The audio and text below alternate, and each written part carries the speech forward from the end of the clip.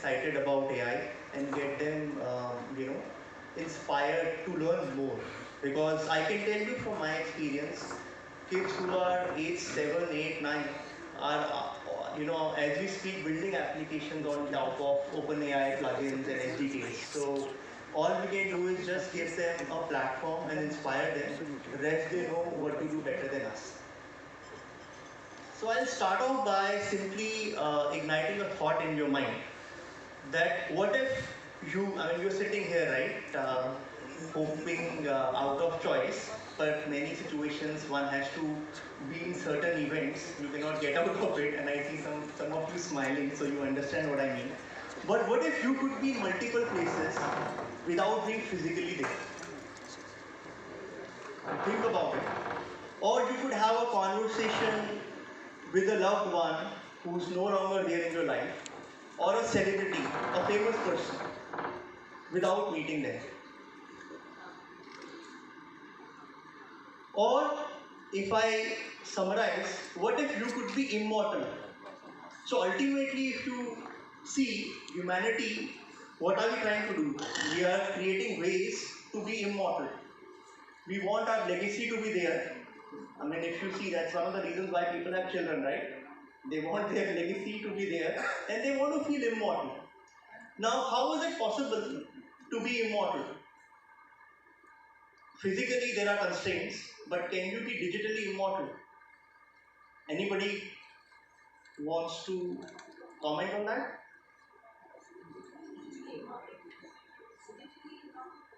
How?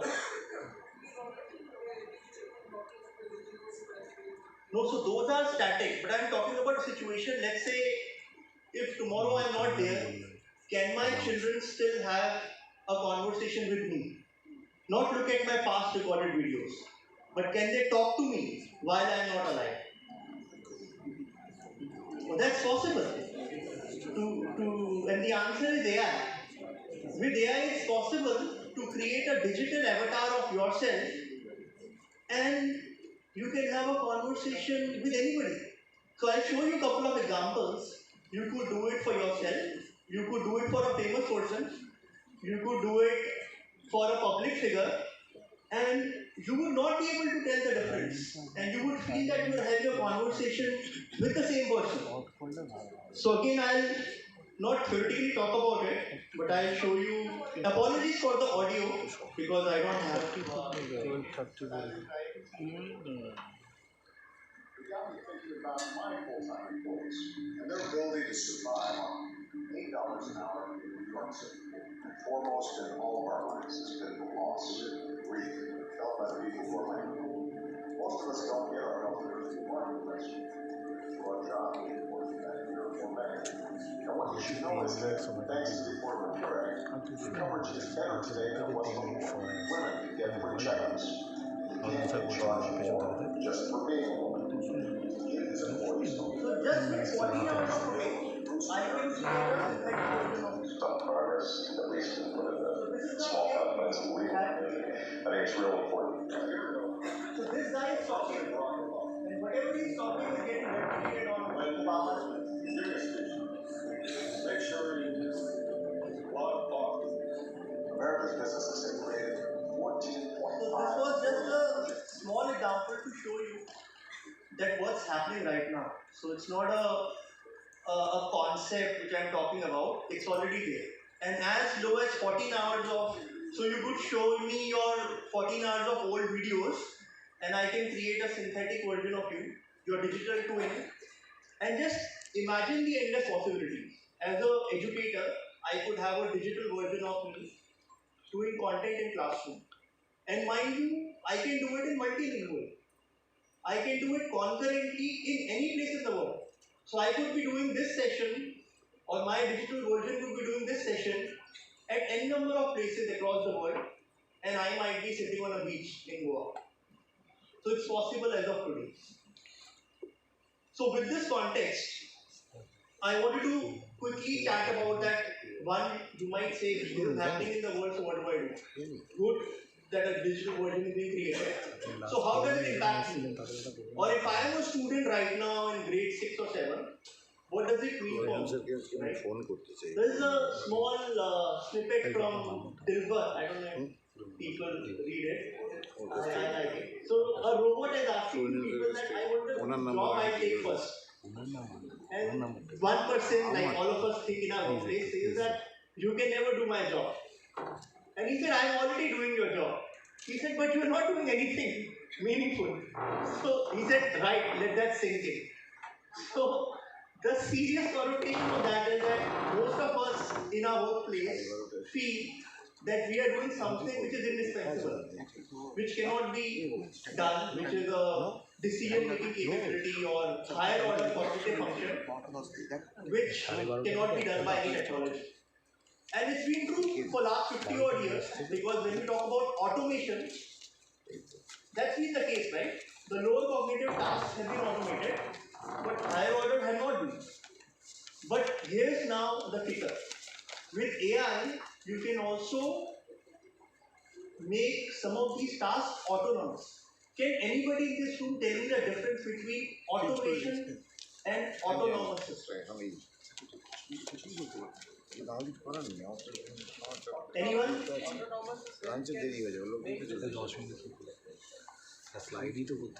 Autonomous can make decisions?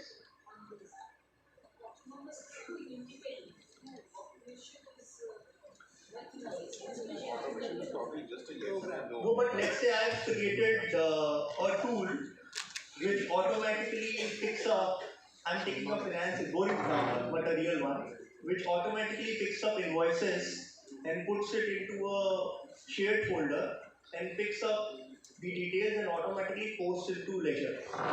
Is that automation or autonomous? Why? Sorry? No, but in automation also you're not controlling it. It automatically picks up and it's doing the task. How? So in autonomous system, there will be no data. No, we are giving the data, but they are working on the data and generating it. If I want much more independent. So autonomous is more independent, I hear. What else?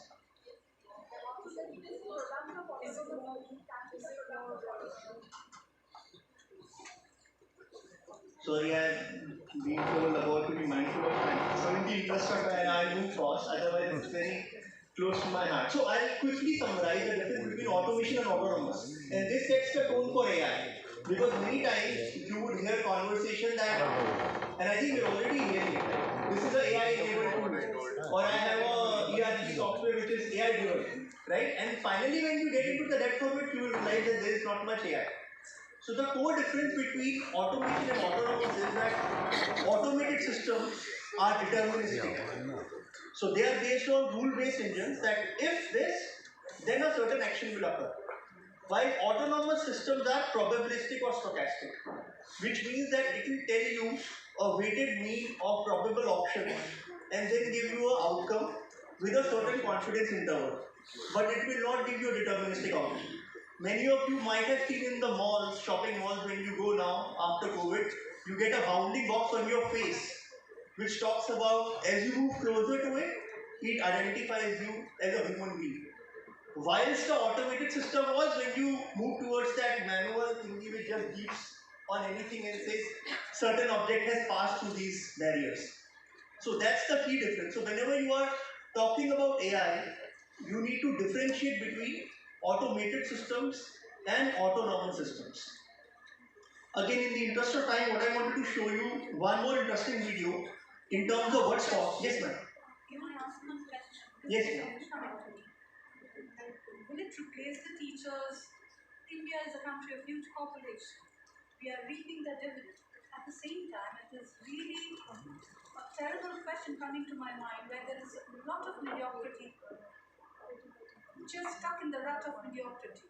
So, what will happen to those people, as well as those pupils, those students who are mediocre? Will they be repressed? Will they get jobs? Can they really imagine to have this automated system in a country like India, where we are still developing, not yet developed after so many years of independence? Thanks. So you have covered 2 points. One is the teacher aspect, and the other is the student aspect as well. Now, I can give you a small parallel to what I have seen over the years. Like my dad used to work for a bank called State Bank of India. When core banking solution was introduced in 2000, there was a big rumor that everybody in the bank would be removed because everything is going to be on net, so no passbook will be there. And then all of his friends used to come at our place. I was in school back then, and they used to say that what's up, it's done. Like everything will be done by computers, no need for clerks, no need for any officers. But now, if you see fast forward, there are more people who know computers and are in banks across the world. My personal thought process is that people do not get replaced by technologies. People who know those technologies replace people who don't. So the hard part now is that the time which you have to upskill is very less. So back in the day when a new technology used to come, you used to have a good 5, 10, 15 years runway to understand the technology, get upskilled, and you were safe. But now the pace of technology upgradation is so high, like you see what's happening